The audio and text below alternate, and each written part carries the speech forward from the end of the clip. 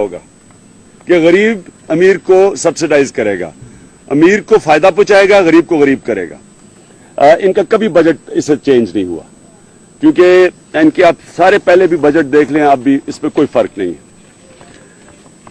एक तो इनके बजट का सबसे बड़ा मसला यह है कि ये हमेशा जब बजट देते हैं उसके बाद मिनी बजट्स आ जाते हैं।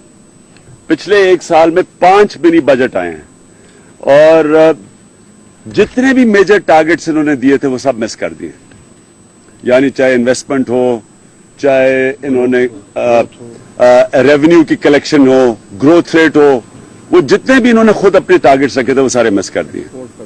एक्सपोर्ट का, ट्रेड गैप का, ये सारे मिस कर चुके हैं। फिर इन्होंने जितनी भी कंसेशंस दी हैं पिछले 3 बजट्स में, वो सिर्फ पैसे वालों के लिए है। एसआरओ के जरिए ये पैसे वाले और ये वो जो मैं आपको कह रहा हूं मखसूस तबका जो हमेशा फायदा उठाता है इनसे, उसको फिर फायदा पहुंचाया है। एसआरओ एग्जेम्पशंस 237 बिलियन थे, 237 अरब थे, वो अब 630 अरब पे पहुंच गए।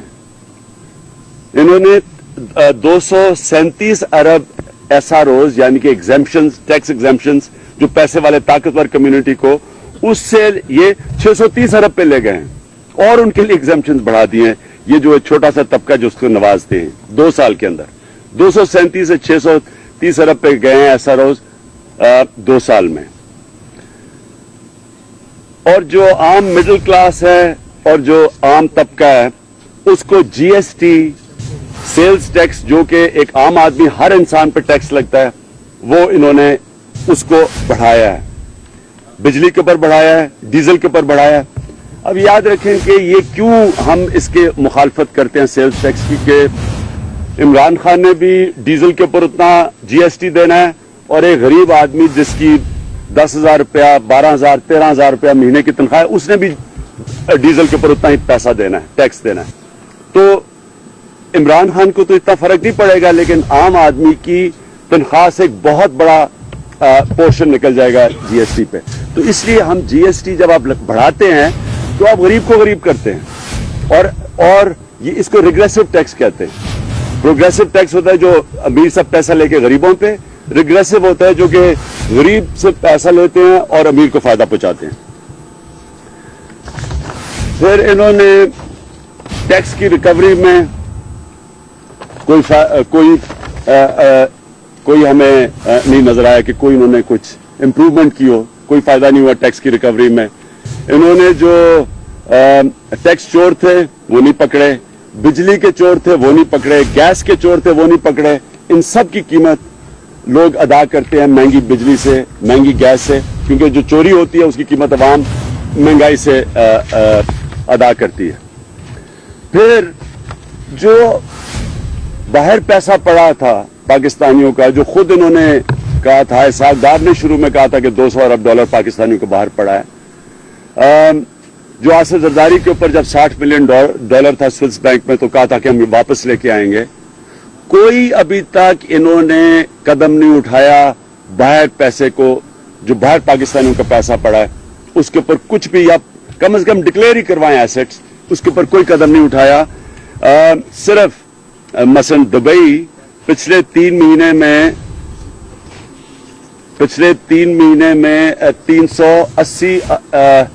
380 मिलियन डॉलर गया है, यानी कि 38 अरब रुपया 3 महीने में दुबई में प्रॉपर्टी पे खरीदा गया है। पाकिस्तानियों ने जो खरीदा है ये रिकॉर्डेड है, ये दुबई की तरफ से, उनकी जो लैंड रजिस्ट्री है उसकी तरफ से आया है। तो 38 अरब 3 महीने में पाकिस्तानियों को दुबई गया है। उससे पहले हमें पता है कि जो उन्होंने फिगर्स दी थी कि 3 साल में तकरीबन 4.3 अरब डॉलर, 430 अरब रुपया पाकिस्तानियों ने प्रॉपर्टी खरीदी है दुबई में 3 सालों के अंदर। तो इसके ऊपर कोई एफर्ट नहीं है कि पाकिस्तानियों का पैसा बाहर जा रहा है। ये कौन सा है? हिंदुस्तान कोशिश कर रहा है, हिंदुस्तान की हुकूमत अब कोशिश कर रही है, जो बैरून मुल्क हिंदुस्तानी है वो डिक्लेयर कर अपने एसेट्स। पाकिस्तानियों ने कोई इसके ऊपर, पाकिस्तानी गवर्नमेंट ने नहीं किया। और इसकी वजह यह है कि जाहिर है साहिब इक़्तिदार जो बैठे हुए हैं इनके अपने पैसे बाहर पड़े हुए हैं। जो खौफनाक चीज ये है, और एक नौजवान आबादी के लिए کہ یہ 2 سال کے اندر اب پاکستان کی سب سے زیادہ بے روزگاری ہے, جو گورنمنٹ آفیشلی اب کہتی ہے کہ 15 لاکھ لوگ بے روزگار ہیں. یہ گورنمنٹ کی آفیشیل فگر, سوری 15 لاکھ بے روزگاروں میں اضافہ ہوا ہے. یہ گورنمنٹ کی اپنی فگرز ہیں.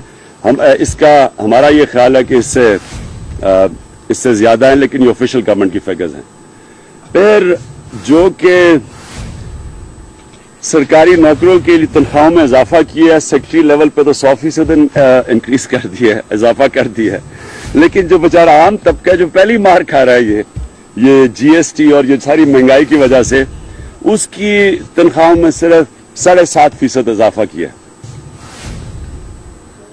تو ہم پختونخوا کی ابھی بجٹ آنے والا, آپ دیکھ لیں گے کہ وہاں انکریز بڑھایا کتنا گیا ہے, لیکن کم از کم 15% بڑھانا چاہیے تھا عام جو سرکاری نوکر ہیں, جو نچلے طبقے کے, ان کی تنخواہوں میں. اور جو انہوں نے کم سے کم تنخواہ رکھی ہے وہ 13,000 رکھی ہے. پختونخوا میں ہم نے 15,000 کر دی ہے کم سے کم جو منیمم ویج ہے. اور یہ اس لیے, اور اس سال انشاءاللہ آپ دیکھیں گے کہ ابھی پختونخوا کا بجٹ آنے والا ہے.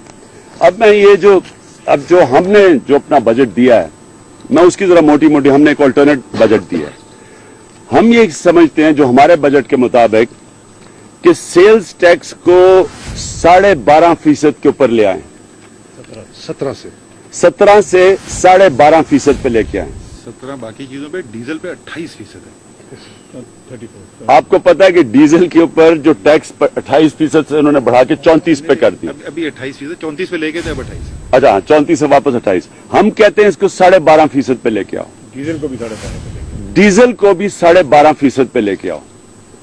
اور جو انہوں نے سیس لگایا گیس کے اوپر, اس کو واپس لیں. ہم کہتے ہیں کہ جو کارپوریٹ ٹیکس ریٹ ہے وہ 5% کم کریں ہر سال, اور اس کو لے کے آئیں 20% کے اوپر 3 سالوں میں.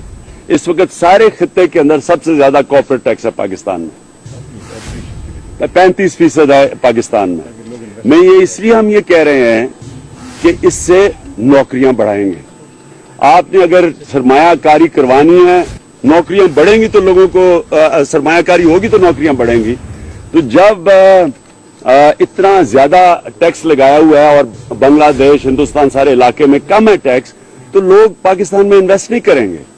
تو اس کو نیچے لے کے آئیں, ٹیکس کو 20% پہ لے کے آئیں, مقابلہ تاکہ کریں, تاکہ یہ نوکریاں, سرمایہ کاری اور نوکریاں بڑھائی جائیں. اور یہ جو سیس ہے, یہ جو انہوں نے گیس کے اوپر سیس لگایا ہے, اس کے دونوں کو فرق ہے. انڈسٹری کو بھی اس کو نقصان ہو رہا ہے, عام آدمی کو بھی نقصان ہوگا اس کی قیمتیں بڑھ کے. اس سے فرق کیا پڑے گا؟ ہم نے یہ جو تجویز دی ہے کہ ڈیزل کی قیمت 18 روپے لیٹر کم ہوگی. ڈیزل جب آپ سیلز ٹیکس 12.5% پہ لے کے آئیں گے تو 18 روپے پہ جب لیٹر ڈیزل آپ کو ملے گا, 18 روپے کم ہوگا, 18 روپے جب کم ہوگا, اس سے یہ فائدہ ہوگا کہ ساری چیزوں کو, اس سے انفلیشن کم ہوگی, مہنگائی کم ہوگی, ساری چیزوں پہ آپ کو فائدہ ہوگا. خاص طور پہ جو کسان ہیں, کسانوں کو فائدہ ہوگا, ٹرانسپورٹ پہ فائدہ ہوگا, اس سے قیمتیں نیچے آئیں گی. اس سے, اور پٹرول اگر 12.5% پہ لے کے آتے ہیں ہم جی ایس ٹی, تو 6 روپے لیٹر اور کم ہوتا ہے پٹرول بھی. سیلز ٹیکس کی جو ریلیف ملے گی 55 ارب روپے کی عام آدمی کو ریلیف ملے گی اگر یہ 12.5% پہ آتا ہے. اور اگر ہم سیس ختم کرتے ہیں تو 145 ارب روپے کی ریلیف ملے گی لوگوں کو. اور جو کھاد ہے اس کی قیمت بھی نیچے آئے گی, اس سے کسانوں کو فائدہ ہوگا. تو ٹرانسپورٹ کاسٹ بھی نیچے آ جائے گا, کھانے کی, کیونکہ کھانوں کی قیمتیں نیچے آئیں گی, عام آدمی کو فائدہ ہوگا. اور ویسے ہی سرمایہ کاری میں فرق پڑے گا, کیونکہ جب آپ قیمتیں کم کریں گے تو انویسٹمنٹ کی چانس زیادہ بڑھ جائے گی, نوکریوں کی بڑھ جائے گی چانس, اور مہنگائی کم ہوگی. اور اس سے ہم سمجھتے ہیں کہ ملک میں جو فضا بنے گی وہ بنے گی لوگوں کی سرمایہ کاری کرنے کی, تاکہ اصل چیزیں نوکریاں دینی لوگوں کو. جو ہم جو سمجھتے ہیں کہ جو ٹیکس میجرز ہمیں لانے چاہیے, ہم کور کیسے کریں گے جو نقصان ہوگا, क्योंकि जाहिर है ये जब हम टैक्स कम करेंगे तो एक खसारा होगा। हम समझते हैं कि सबसे पहले जो 32 लाख नादरा की लिस्ट है, जिन लोगों को जिनके नाम है नादरा के पास, जो इसहाक डार आप कह रहे हैं कि नहीं है, और हमें पता है कि हमने ये अंदर से पता चलवाया था शुरू में पिछली रजीम में कि जब इन्होंने इन्वेस्टिगेट किया था, 32 लाख ऐसे लोग हैं और नादरा के पास इनकी लिस्ट है जो कि कोई टैक्स नहीं देते लेकिन जो अच्छे घरों में रहते हैं, जिनके पास गाड़ी हैं। इस वक्त याद रखें सिर्फ 8 लाख लोग टैक्स देते हैं। इनकम टैक्स की बात कर रहा हूं, 8 लाख लोग इनकम टैक्स देते हैं और ये तकरीबन 18 करोड़ की आबादी में। तो ये इससे तो हमेशा फिर आवाम से पैसा इकट्ठा करना पड़ेगा। जो एक्स्ट्रा टैक्स पेयर को जब तक आप नेट पे नहीं लेके आएंगे, और ये जो 32 लाख की लिस्ट है नादरा के पास, इसके ऊपर ये मुझे अफसोस से कहना पड़ता है कि इसके लिए बड़े फैसले करने पड़ेंगे। इससे जब ये आप इन लोगों से टैक्स इकट्ठा करेंगे, ये इनमें से कई ताकतवर लोग हैं, तो जब तक आप इन लोगों को टैक्स नेट में नहीं लेके आएंगे, महंगाई कम नहीं हो सकती। तो हम समझते हैं कि हम इनको टैक्स नेट में ला सकते हैं। फिर ये जो एग्जेम्पशंस हैं, एसआरओज हैं, ये खत्म करेंगे, क्योंकि ये सिर्फ एक मकसद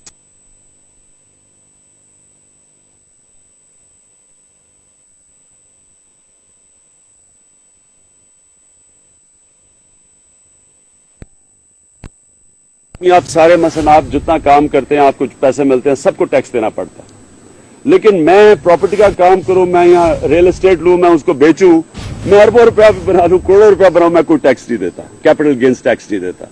इसके ऊपर Tehreek Insaf capital gains tax लगाएगी। और हमने एक टैक्स है जो मिनिमम एसेट टैक्स है, यानी अगर तो आप टैक्स देते हैं, आपके पास जिस तरह ये 32 लाख हमने आपको लोग बताए हैं, इनके पास प्रॉपर्टी है लेकिन इनकम नहीं है, ये कहेंगे जी हमारे पास तो इनकम ही नहीं है। तो अगर इनकम नहीं है तो इनको फिर एक मिनिमम एक एसेट टैक्स देना पड़ेगा, और अगर तो इनकम टैक्स देते हैं तो फिर ये एसेट टैक्स नहीं देंगे, यानी डबल टैक्सेशन नहीं होगी। लेकिन ये नहीं हो सकता कि आप बड़े बड़े घरों में रहें और सब कुछ और मेरी इनकम नहीं है तो मैं टैक्स कोई नहीं देता। ये मैं इसलिए कह रहा हूं कि ये उन लोगों से टैक्स ले जो टैक्स देना, जिनको देना चाहिए, और उन लोगों से टैक्स कम करें जो टैक्स नहीं दे सकते। अच्छा, और हम सबसे ज्यादा जोर किस पे लगाएंगे? हुकूमत ने कोई पैसा खर्च किया ही नहीं है। जो एक इंस्टीट्यूशन है जिसके ऊपर करना चाहिए वो है एफबीआर। जब तक एफबीआर की रिफॉर्म्स नहीं होंगी और एफबीआर को एक ऑटोनमस ऑर्गेनाइजेशन नहीं बनाएंगे, कभी टैक्स कलेक्शन नहीं बढ़ेगी, टैक्स की चोरी कम नहीं हो सकती। अगर पख्तूनख्वा में हमने ये साबित किया है कि पुलिस कोई पॉलिटिकल इन्फ्लुएंस के अंदर नहीं, आपने देखा कि एक वजीर को उन्होंने पख्तूनख्वा के पुलिस ने उसके ऊपर एफआईआर काटी और जेल में डाल दिया। ये इसी तरह जब तक एफबीआर एक आजाद इंस्टीट्यूशन बन के काम नहीं करेगी, पॉलिटिकल इन्फ्लुएंस से नहीं निकलेगी, कभी भी एफबीआर की रिफॉर्म्स के बगैर हमारी टैक्स कलेक्शन नहीं बढ़ सकती। तो हम कहते हैं कि हम इसके ऊपर पूरा खर्चा करेंगे, हम इसको डेवलप करेंगे, हम इसकी डेवलपमेंट हमने जो अपने बजट में रखा है 25 अरब रुपया रखा है एफबीआर की इसको बिल्कुल रिफॉर्म करने में 25 आईटी और इसको हम कंप्यूटराइज करेंगे, आईटी बेस करेंगे, पेपर ट्रेल कम से कम करेंगे, और हम समझते हैं कि इसकी वजह से हम टैक्स अपनी कलेक्शन बेहतर करेंगे।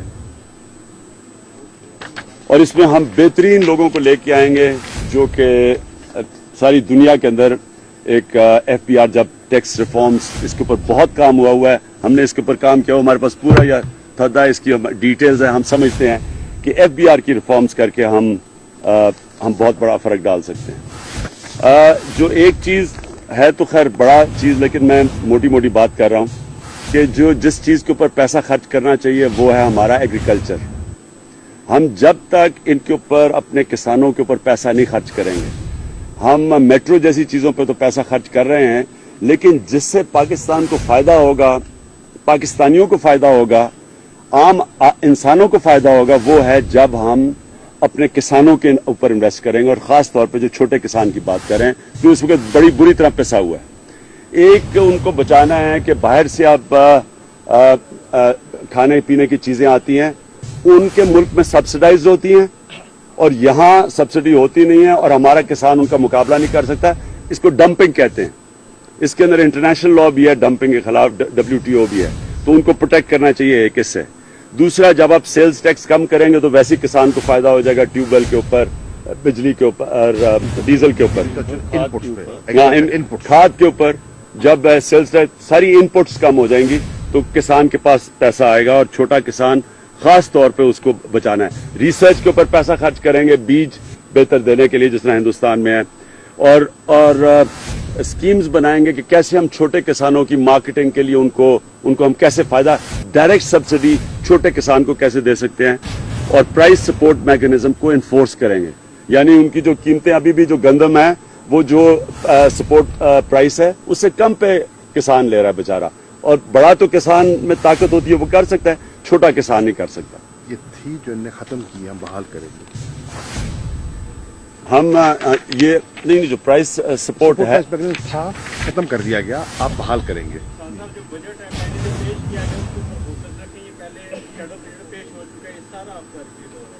نہیں, بجٹ کے اوپر تو آپ کو کہہ چکے ہیں نا ہم کہ بجٹ میں تو ہمیشہ جو آج تک, اور کوئی اسپیسیفک کوشچن آپ بجٹ کے اوپر پوچھنا چاہتے ہیں پوچھیں, لیکن میں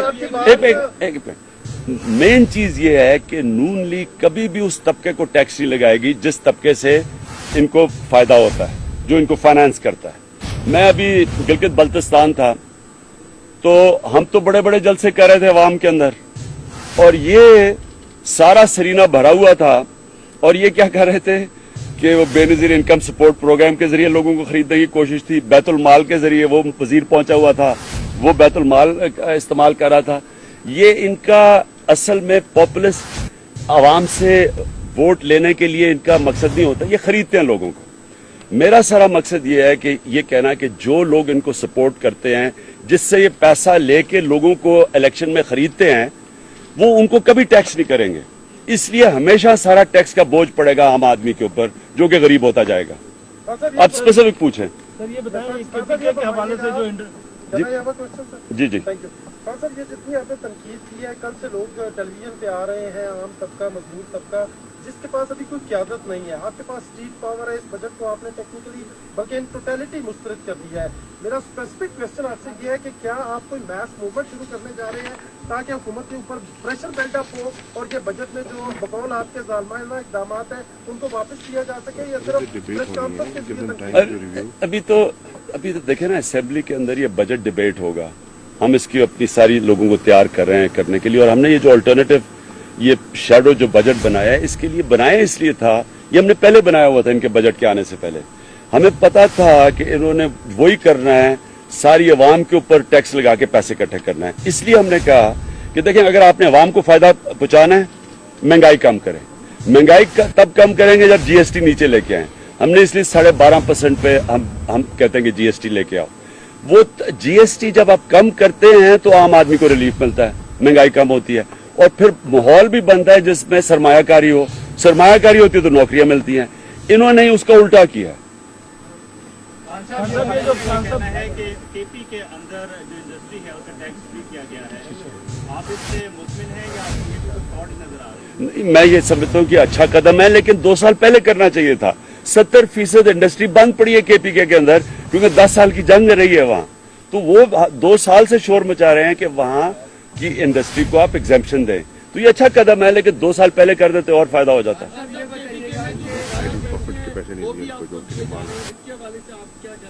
جی جو بقایا رقم تھی KPK کی وہ بھی وزیر خزانہ KP کے گورنمنٹ کو دے دی جائے. نہیں بالکل بجٹ میں ہے. ایک منٹ اسد آپ جاؤ.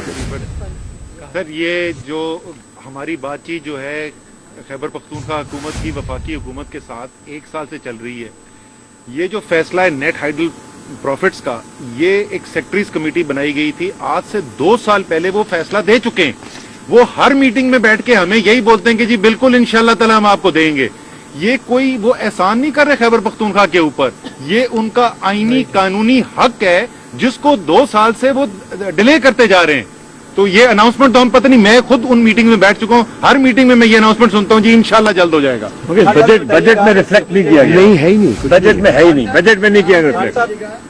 یہ PSDP کے حوالے سے جو بجٹ رکھا گیا جو صوبوں کو جو مل رہا ہے کیا آپ ان سے اتفاق کرتے ہیں کیا تو آپ کو اعتراض تو نہیں ہے؟ ساتھ یہ بتائیے گا کہ وہ بجٹ جو کوئی آئندہ بجٹ منی بجٹ نہیں آئیں گے ساکدار جو ابھی پریس کانفرنس کرتے ہوئے کہا، تو آپ کیا سمجھتے ہیں کہ جو بجٹ یہ پیش کیا گیا ہے اسے بہت سی ترمیم ابھی ہونا باقی ہے؟ ایک یہ کوشچن ہے، ساتھ یہ بتائیے گا جو 32 لاکھ جو افراد ہیں جن کا بھی آپ نے ذکر کیا کہ پی ٹی آئی کے پاس وہ لسٹ موجود ہے جو نادرا کے پاس ہے، ایک پی ٹی آئی کے پاس نہیں ہے، نادرا کے پاس ہے. سر آپ نے کہا کہ ہم نے نکلوائی، نہیں ایک منٹ ہم نے آپ میڈیا سے شیئر کریں تو کیا یہ غلط میں 32 لاکھ کا کر دوں. یہ خود پہلے گورنمنٹ نے کہا تھا، انہوں نے بھی کہا تھا، اور یہ نادرا کے اندر یہ لسٹ اس طرح ہے کہ ہمیں پتا ہے. اسد آپ بتا سکتے ہیں کہ ہمیں پتا ہے. دیکھیں یہ جو ہے نا الیکشن سے پہلے یہ پیپلز پارٹی کا آخری سال تھا، اور الیکشن سے پہلے جس وقت ٹی وی پہ پروگرام ہوتے تھے اور خاص طور پہ معیشت کی پالیسی سے پروگرام ہوتے تھے تو ہم بھی یہ کہتے تھے ان 32 لاکھ کے خلاف اقدامات لیں گے، یہ بھی کہتے تھے. جب حکومت آئی، نون لیگ بھی کہتی تھی، جب حکومت آئی 1 مہینہ گزرا، 3 مہینے گزرے، 6 مہینے، ہم بار بار پوچھتے تھے بھائی آپ نے کیا اقدام دیا. پہلے انہوں نے کہا جی ہم نے 83,000 لوگوں کو خط لکھا ہے، پھر پتہ چلا ان میں سے آدھوں کے ایڈریس غلط چلے گئے تھے، پھر انہوں نے کہا 12,000 کا جواب آیا، 1 کروڑ سے کم وصولی ہوئی. جب سال گزرا نا انہوں نے کہا وہ 38 لاکھ کی لسٹ ہی کوئی نہیں ہے، وہ دبا دی گئی. جس طریقے سے نادرا میں اور ای سی پی کے اندر سے ووٹ جا کے غائب ہو گئے نا ڈبے، اسی طریقے سے یہ 32 لاکھ کی لسٹ بھی غائب ہو گئی. میں آپ کو ایک چیز ایڈ کر دوں. جو جنہوں نے جس ماہر ثاقب شیرانی صاحب جو اکنامک ماہر ہیں جنہوں نے ہمیں معاونت کی اس بجٹ بنانے میں، وہ اس وقت اکنامک ایڈوائزر تھے حکومت پاکستان کے. یہ ان کے سامنے لسٹ بنی، وہ گواہ ہیں. اور نادرا میں ہم جب ملنے گئے تھے کسی اور کام سے، ہم نے چیئرمین صاحب سے پوچھا تھا اور انہوں نے ہمیں کہا تھا ہاں یہ لسٹ موجود ہے. ایک سیکنڈ آپ نے سوال کیا تھا پی ایس ڈی پہ، آپ نے سوال کیا. اس سال جو 30 جون کو مالی سال ختم ہو رہا ہے، ان کا P S D P programme تھا 528 ارب کا. اس بجٹ میں جو نیا پیش کیا ہے اس کو بڑھانے کی بات کر رہے ہیں 700 ارب تک، یعنی کہ 29.2% اضافے کی بات کر رہے ہیں. اور جو ریونیو کلیکشن ہے اس کا آپ کے سامنے ہے جو ان کی پرفارمنس ہے، اور 1600 ارب کا ڈیفیسٹ خسارے کا بجٹ پیش کیا ہے، اور 29 ارب پی ایس ڈی پی بڑھائیں گے. یہ قوم سے مذاق نہیں تو کیا ہے؟ میں پی ایس ڈی پی کے پی کے بہت اہم سوال پوچھا تھا، اس پہ میں جواب دے دوں. دیکھو 700 ارب کے اندر ہم مطمئن ہیں یا نہیں ہے، یہ ایک اناؤنسمنٹ ہے. ابھی جو آخری میٹنگ ہوئی تھی خیبر پختونخوا حکومت کی وفاقی حکومت کے ساتھ، ڈار صاحب برا صاحب اس کے اندر موجود تھے. ہم نے ان کے سامنے اعداد و شمار رکھے. ایک تو ان کو پیسہ خرچ کیا نہیں جاتا، آرگنائز ہے نہیں، ان کے پاس بندے ٹھیک ہے نہیں، بولتے تجربے کی بات کرتے، خرچ کہیں بھی نہیں ہو رہا. لیکن اس کے اندر دیکھو کتنی زیادتی کہ پنجاب کا جو پی ایس ڈی پی ایلوکیشن، میں فیڈرل ایلوکیشن کی بات کر رہا ہوں جو وفاقی حکومت نے خرچ کر رہا ہے، جو پنجاب میں صوبے تھے اس کا 47% خرچ ہوا ہے، اور جو خیبر پختونخوا میں اس کا 21% خرچ ہوا ہے. تو بھائی یہ 700 میں جو بھی اناؤنس کرتے ہیں وہ کاغذ پہ ہے. ایک منٹ اور اس کا میں آپ کو ہمیں سوات کے اندر بڑا نقصان ہوا الیکشن میں، بائی الیکشن یہ لوکل گورنمنٹ میں. اس کی سب سے بڑی وجہ تھی کہ سوات کی جو مین سڑک ہے جاتی ہے کلام تک، وہ ٹوٹی ہوئی ہے. وہ بنانی ہے نیشنل ہائی وے اتھارٹی نے جو ہے فیڈرل گورنمنٹ کے نیچے، اور وہ اب 2 سال سے انتظار کر رہے ہیں. وہ اسی ڈیولپمنٹ بجٹ میں اس کا پیسہ آنا ہوتا ہے، وہ پیسہ کہیں اور لگا دیتے ہیں میٹرو جیسی چیزوں پہ. وہ ویسی کی ویسی 2 سال سے سڑک ٹوٹی ہوئی ہے جس کی بدنامی ہوئی ہے پختونخوا کی گورنمنٹ. بتائیے گا کہ بلدیاتی الیکشن میں تمام پارٹی پی ٹی آئی پہ ریگنگ کا الزام لگا رہی ہیں. دوسری طرف آپ کے پی ٹی آئی کے امیدوار بھی مختلف اضلاع کے، اسپیشلی میں بات کروں گا ضلع ایبٹ آباد کے، وہاں سراپا احتجاج ہے. ان کا یہ کہنا ہے کہ مختلف آرز نے وہاں ان کے ووٹس نہ صرف چرائے بلکہ ڈبل مورے لگائی گئی. اس کے علاوہ آپ کا کمشنر 4 دنوں سے وہاں ایبٹ آباد میں چھٹی پہ چلا گیا. آرز کوئی کسی کی درخواست نہیں لے رہا تھا، وہ لوگ 4 دنوں سے وہاں سراپا احتجاج بنے. وہاں یوں لگ رہا تھا جیسے کے پی کے میں نون لیگ کی گورنمنٹ، آپ کی پوری ذیلی انتظامیہ نون لیگ کے تابع تھی. تو کیا ایسے آرز کے خلاف آپ کارروائی کرنے کا ارادہ رکھتے ہو؟ دوسری طرف یہ ری الیکشن کی باتیں ہو رہی ہیں، تو کیا نون لیگ سے راضی ہوئے بغیر آپ وہاں پہ دوبارہ ری الیکشن کرا سکتے ہیں؟ کیونکہ یہ بجٹ کے اوپر ہے، میں صرف اس کو ایک ہی جواب دوں گا، اس کے بعد آگے نہیں دوں گا کیونکہ اب دوسری طرف چلے جائے گی بات. دیکھیں الیکشن بہت مشکل تھا، 41,000 لوگوں نے الیکٹ ہونا تھا. یہ کبھی پاکستان کی تاریخ میں اتنا بڑا الیکشن نہیں ہوا. یہ میں تو तहरीक इंसाफ की हुकूमत को मुबारक का मुस्तहिक समझता हूं कि उन्होंने इतना बड़ा पहली दफा अपने से पावर लेके नीचे तक पहुंचाई, ये कभी किसी ने किया नहीं है। इलेक्शन 41,000 लोगों में क्योंकि हुआ नहीं, उसमें 84,000 कैंडिडेट थे, उसमें मुश्किलें पड़नी थी। अब जो होना चाहिए था कि इलेक्शन कमीशन को एक डमी रन करनी चाहिए थी, उन्होंने पहले जरा, अब इलेक्शन कमीशन ने कहा ना कि बाकी जगह पे वो इलेक्शन स्टैगर करेंगे पंजाब और सिंध में, हमारे से सीख के किया ना उन्होंने। अगर वो पहले डमी रन कर देते तो वहां भी वो स्टैगर कर देते। एक मिनट मेरी पहले पूरी बात सुने। देखिए, इलेक्शन कमीशन के लिए भी बहुत मुश्किल था, इंतजामिया के लिए भी बहुत मुश्किल था। इंतजामिया हमने इलेक्शन कमीशन के हवाले की, मुश्किल इलेक्शन था, 41,000 सीटों के ऊपर हो रहा था। अगर फिर से अगर इसके ऊपर पहले से तैयारी हो जाती तो शायद एक एक डिवीजन में करवा देते या डिस्ट्रिक्ट्स में आहिस्ता आहिस्ता करवा देते। एक ही दम सारा इलेक्शन हो गया, उसमें बदनज़मी हुई, इसमें कोई शक नहीं। अब दो चीजें, अब दो तरीके हैं ना इसमें। अब हम मेरा राय यह है कि, और पख्तूनख्वा की हुकूमत ने और सारी इत्तेहादी पार्टीज ने कहा है कि अगर अपोजिशन समझती है कि री इलेक्शन करवाना चाहो, हम सब तैयार हैं, आप वो लिख के हमें दे दें, हम री इलेक्शन करवा देते हैं। उससे लग रहा है कि कई अपोजिशन की पार्टीज डर गई हैं, क्योंकि उनको पता है कि क्योंकि अगर हमने धांधली की होती तो हमें खौफ होता है। जिस तरह नून लीग 4 हल्के नहीं खोल रही थी, उनको खौफ था क्योंकि धांधली की हुई है, तो वो उन्होंने लग नहीं रहा कि वो हमारी ऑफर मान रहे हैं। हम फिर ये अब कह रहे हैं इलेक्शन कमीशन को, इलेक्शन कमीशन आप खुद फैसला कर लें कि कौन कौन सी जगह पे आप री इलेक्शन करवाना चाहते हैं, वहां री इलेक्शन करवा दें, उसके लिए भी तैयार हैं। जी तहरीक इत्तेहाद एक बन गया है आपकी हुकूमत के खिलाफ, जो 10 जून से तहरीक भी शुरू करेगा। किस चीज पे? जो तहरीक इत्तेहाद बन गया 3 पार्टीज का केपी की हुकूमत के खिलाफ, जो 10 जून से तहरीक शुरू करेगा। इत्तेहाद तो हमारे खिलाफ सारा लोकल गवर्नमेंट में था, सारों ने मिलकर हमारे खिलाफ इलेक्शन लड़ी है, तो वो तो पहले से इत्तेहाद बना हुआ है। मैं सीधी बात यह है कि जनाब आप अगर जिधर था 2013 के बाद, मैं हूं आज 2015 की एलजी के बाद। नवाज शरीफ को हम कह रहे थे 4 हल्के खोलो, नहीं खोला। मैं कह रहा हूं सारा इलेक्शन खोलने के लिए हम तैयार है, क्योंकि हमने धांधली नहीं की, इसलिए हमें डर नहीं है। इलेक्शन कमीशन कहे जो मर्जी करना चाहते हैं इन्वेस्टिगेट करें, अगर समझते हैं कि री इलेक्शन है उसके लिए तैयार हैं, अगर वो समझते हैं कि चंद एरियाज में हुआ है और जिधर वो मुतनाज़ा एरियाज है उधर हम तैयार बैठे हैं। हाँ सर, मेरा क्वेश्चन बजट के हवाले से है। आपने काफी सारी चीजें बताई, लेकिन आपने ये शायद बताना भूल गए कि पीएम हाउस के अखराजात में 4 करोड़ रुपए का इजाफा हुआ है, इस पे आपने कोई बात नहीं की? बोले इस बातें तो बहुत है, हमने तो इसके ऊपर पूरा बनाया हो, वो सारा कवर नहीं होगा। अगर आप चाहते हैं तो इसकी डिटेल हम दे सकते हैं, लेकिन देखें कितनी शर्म की बात है कि एक तरफ आप लोगों को बिल्कुल उनका अवाम का पुरकस निकल गया है, 15 लाख मजीद और बेरोजगार हो गए हैं। तहरीक इंसाफ इमरान खान इस्लामाबाद में प्रेस कॉन्फ्रेंस कर रहे थे और प्राइम मिनिस्टर हाउस के खर्चे देख लें, लगेगा कि वो गरीब मुल्क है और हम अमीर मुल्क है। सर ये बताएं, ये जो बजट पेश हुआ अमीर नवाज वर्ल्ड गरीब नवाज, आप ये बताएं कि ये अवाम का जो अमीर नवाज बजट ने जो अवाम का गरीब अवाम का खून किया है, आप क्या समझते हैं कि अवामी तहरीक को भी इसमें आप बजट वापस कराने में आपका अहम किरदार होगा?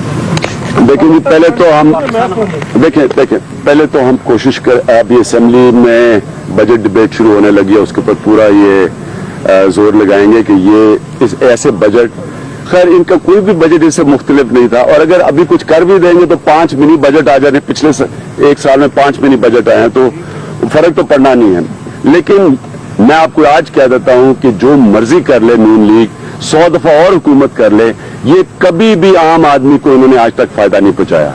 ये एक छोटे से तबके को फायदा पहुंचाते हैं और आम आदमी का खून चूसते हैं। आम आदमी, उन्होंने ये भी आगे कहा कि उसके बाद से जब सारी भर्तियां हमारी पुलिस के अंदर अब एनटीएस के ऊपर होती है, अब तो कोई सिफारिश का सवाल ही नहीं है, क्योंकि एनटीएस के अलावा कोई भर्ती नहीं होती।